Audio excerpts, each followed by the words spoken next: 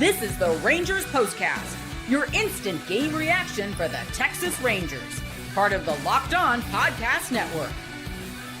Your team every day. Well, the Rangers started the homestand with a sweep, and they ended by getting swept. And that's the way this season has gone, and certainly that's the way this homestand went. A royal flush, 4-1 the final today as the Rangers drop their third in a row, and we'll try to get better, try to turn things around when they get on the road tomorrow night in Pittsburgh. Here we go. Welcome into the Rangers POSTCAST, your team every single day, and in our case, your team every single game. My name is Jeff Biggs, longtime host and reporter. Thank you for watching the Locked On Rangers podcast feed. That is where you will find the great work of Bryce Paterick every single day. Bryce had a really nice episode up this morning, and I thought he made a great point. We know that Corey Seager right now is in the worst slump of his entire career, which is already a well-established career with hopefully a long way to go. But Corey Seager is really, really struggling, and I thought Bryce made a great point. Is it time to get concerned about Seager? I mean, he is at least driving the ball and trying to do what he can, but clearly, he was red hot before he re-aggravated that hamstring injury, and he has just not been able to get it back. And we've said it time and time and time again, more than any moves that Chris Young could make, they need the guys on the team, starting with Corey Seager, to step it up and get better. And he's just not doing that right now. I'll say this to Corey's defense. When opposing teams come in and they play the Rangers, they know that he is the guy. If there's one guy in that lineup that you can't let beat you or that you need to shut down, it's Corey. And so they get that, they understand that, and they're going to do everything they can to try to make sure that happens. But nonetheless, I think it's a fair point. And I think with Corey not hitting and this Rangers offense not hitting, it's all a concern, right? Because they just dropped their third in a row. And I said this last night, and I was a little bit fired up. And I'll say it again. Other teams will lose a game because of a bad start. Some teams may have a bad bullpen game. Some teams may just not score enough. But with this team, with this Rangers team, it's the same movie every single game. They cannot score every game. That's it. The whole problem. Every game, the same thing. It's been that way. Here we are on June 19th. Here we are. Same thing from day one. This team can't score on a consistent basis. Every single game, it's the same problem. There have been a few breakout games, a handful. That's great. But the starting pitching has kept them in every game. The bullpen has, for the most part, done their job. But the problem all season long has been the offense. And until that changes, what is, the insanity, the definition of insanity, doing the same thing over and over again and expecting different results. What they're doing right now is not working. And, they need either, look, we can talk about it. You can talk about it, but until they amongst themselves find a way to get going and turn this around, it is what it is. If they were better, they would play better, and they're not playing better right now. This is what you'll be talking about. All right. Well, I've said this many times, a lot, and I don't take any delight in saying it. I am just not a fan of bullpen games. I just don't like them. I think it's a bad idea. I still, for the life of me, I know they called up Kumar Rocker, but I for the life of me, knowing what's going on here for the last 2-3 weeks, I mean, you mean to tell me there's not one starter on the AAA squad at Round Rock that couldn't come up other than Rocker? Another guy that couldn't come up and start a game and give him a shot, give him a chance to maybe, take advantage of an opportunity and give the bullpen a break.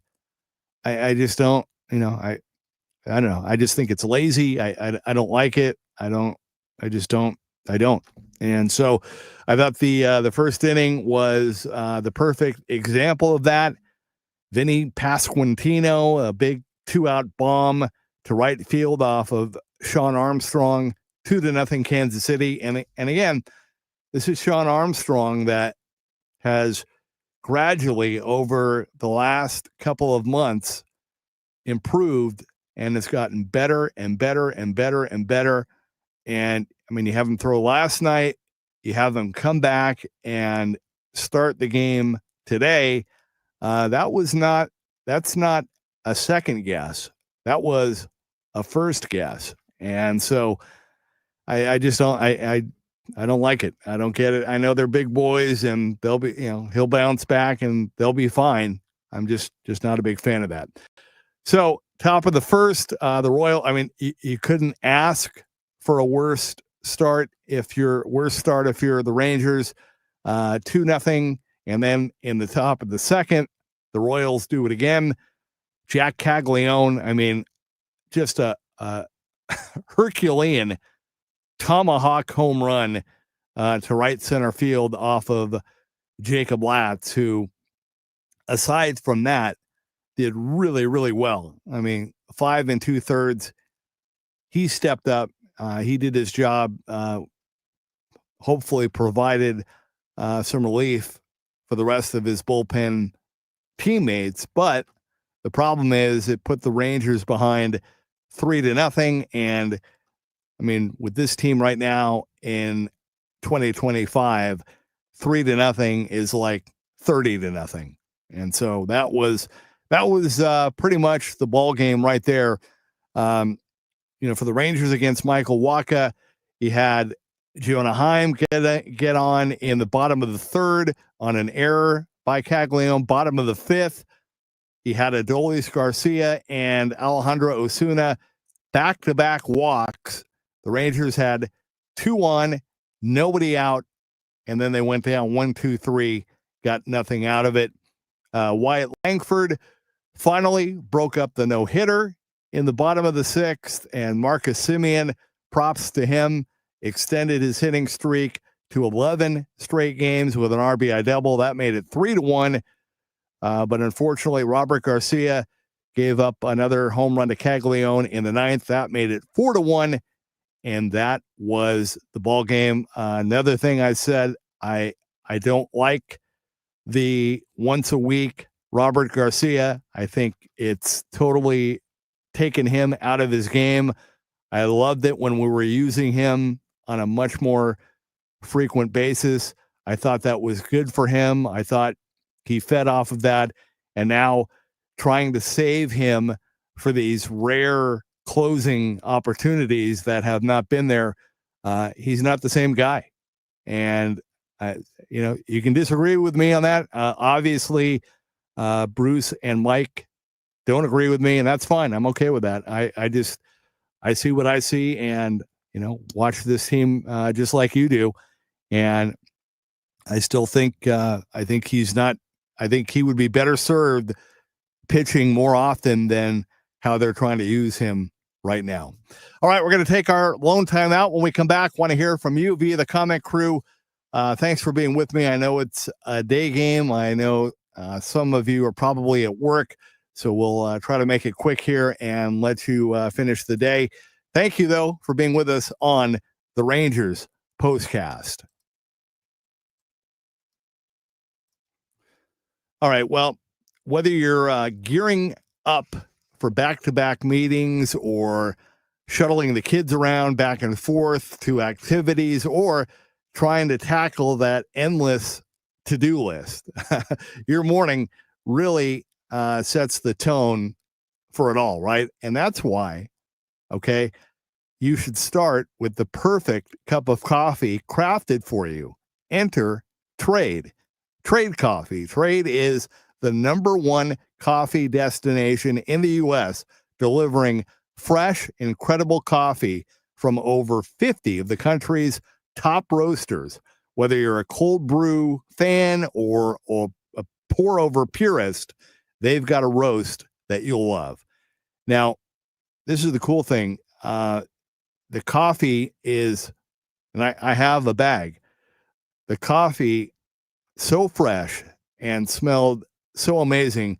Honestly, it will ruin your grocery store coffee in the best way. And I love it too that their prices are comparable to grocery store brands, but the flavor is on a whole different level. So right now, okay, Trade is exclusively offering our customers 50% off your 1-month trial at drinktrade.com/lockedonmlb. That's TRADE.com/lockedonmlb for 50% off your 1-month trial. drinktrade.com/lockedonmlb.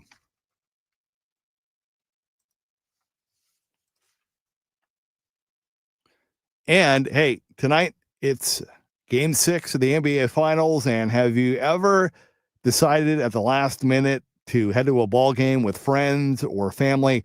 Maybe it's game day and you suddenly realize you want to be in the stands. You want to be there. Well, that is exactly where Game Time comes in. It's the easiest way to grab last minute tickets without the stress. With the money you save on tickets, you can splurge on food, drinks, merch, or even invite a bigger group to come with you. Game Time makes that possible. Game Time makes buying tickets fast and simple. Prices on the app actually drop the closer you get the first pitch, and they've got incredible last-minute deals, clear seat views, and a lowest price guarantee that takes the worry out of buying. Now, Game Time is the official ticketing partner of Locked On MLB, making it easy to browse the app for an exciting upcoming MLB game. When the Rangers get back from their upcoming road trip, hopefully the offense will be turned around and they'll be better and they'll win and they'll score. So take the guesswork out of buying tickets with Game Time. Download the Game Time app, create an account, and use code LOCKEDONMLB for $20 off your first purchase. Terms apply. Again, create an account and redeem code LOCKEDONMLB for $20 off. Download the Download the Game Time app today. Last minute tickets, lowest price guaranteed.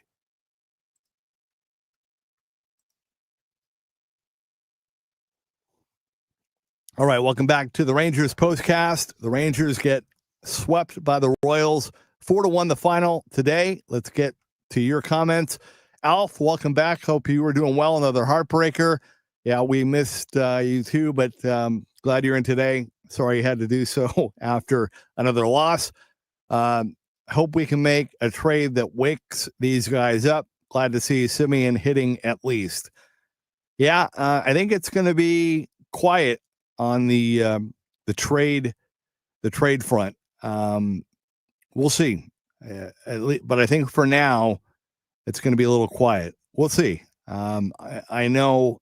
I believe with all my heart that Chris Young looks at this team and says, we can't waste this pitching and what they're doing. And so we'll see. We'll see what happens. But clearly, this offense is not going to cut it. And whether they trade or improve from within, they've got to get better. Serious. Jason says, according to FanGraph, currently the Rangers have an 18.9% chance to make the playoffs. We got to get it together for our mental health. Well, yeah, you're right. Absolutely. I mean, the wild card really is a game changer at the moment. They're only 2.5 games out of that. I still think the Rangers have a lot of talent offensively. Their pitching is, right there in the top 5. So, I mean, they should be in better shape, but they've got to be able to hit and score. Ragamuffinable says 23 was magic. Blake Overstreet says, yeah, something's got to change quick. Alf did not get that oil can story. I'm sorry. Peagle up, though, to you as well. We can still turn this around. I heard a rumor that Chris Young is dangling Walcott for Alonso. Well, we'll see. I don't know. I don't see the Mets do. I mean, I think the Mets feel like they have a chance to make the playoffs and do something. That doesn't make sense to me, but nothing would surprise me. We'll see. Hit that like button. Thank you, Alf, though. I appreciate it, buddy. And keep, you hear anything like that, please let us know for sure. I try to keep up on that, but I don't hear everything. And that would be interesting, to say the least. John Crabtree says they still can't hit. Seager definitely isn't right. Don't see this team improving. I hope not. I hope that's not the case. Keith is out fishing. Says ain't no way Walcott for Alonso. The offensive struggle of 2024 has bled in to 2025. Right. Yeah, no doubt. Different Keith says it's not how you start, it's how you finish. Would 100% agree with that, without a doubt. And that's, I keep saying it. My one little silver lining hope is that maybe this really bad stretch here in the first half, that when they get to the second half, all of the real bad lows will be gone, and that they'll lose a game or two, but they'll get hot and really get on a roll. David says, if our pitching falls off, I hate to think what the rest of the season will look like. Yeah, I'm not ready to go there. But man, yeah, they've got to, I feel like a broken record. I mean, they have to get their offense going. I mean, they're just putting too much pressure on their staff, period. Jason also says, may I ask why the podcast has to be within a certain time limit? Would love for them to be longer. Oh, thank you. Thank you, Jason. I think it's a thing where they feel like with these post-game postcasts, they're supposed to be just kind of hitting on the game, and it's supposed to be more of a quicker, lighter listen for people that are downloading or listening or are kind of going day to day, whereas the daily podcasts are more of a deeper dive, and the length is a little bit longer. Good question, though. Fair question. I think they're okay. I was kind of teasing. I didn't really get in trouble, although they have said we do need to keep it under 20. But I think they're okay once in a while if need be. But the goal, though, is to keep it around 20 minutes or so. The good news is we have games most every day, so I can always I can bring stuff up. But I appreciate you saying that, Jason, and I appreciate the support sincerely. Keith says we keep saying they'll bounce back. We said that in April. Yep. Alf, any cool stories about Jamie Quirk, Coolbaugh, or Nolan Ryan? do have some good Nolan. I'll get the Nolan ones over the weekend. Love Nolan. Isaac says, missed the game today. Cool to be there on my drive home from work. Another disappointing loss. Jason says, Astro fans are climbing up in the standings. Are they about to become insufferable? Mother Pig says, Haggerty gets 3 hits yesterday, and today he sits. Might have been a different game if he let off instead of Carter. Yeah, Mother Pig, I feel like I'm a lone wolf, but now I think you're with me.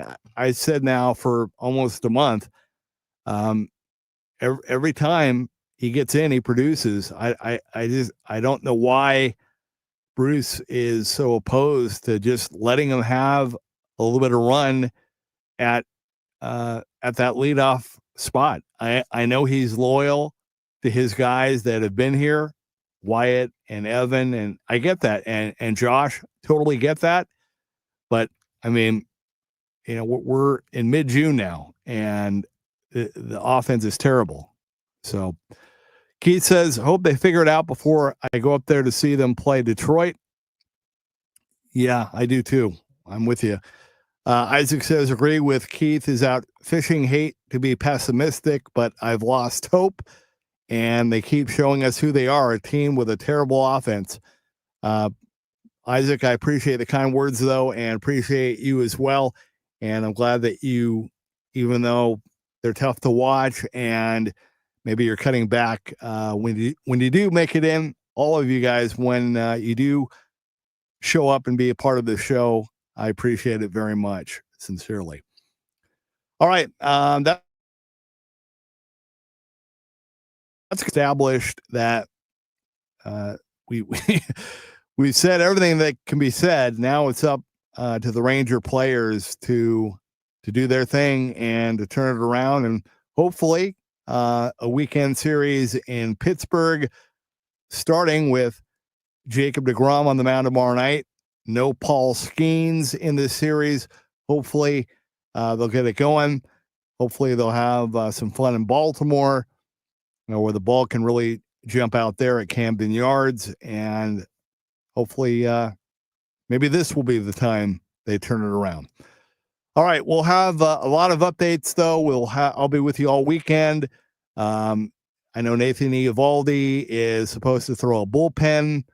Sounds like Cody Bradford is going to be back probably, in a week or so. Eovaldi should be back next week, and we'll see. We'll see what they do. And Bruce kind of intimated that Josh Smith was pretty close, which is good news.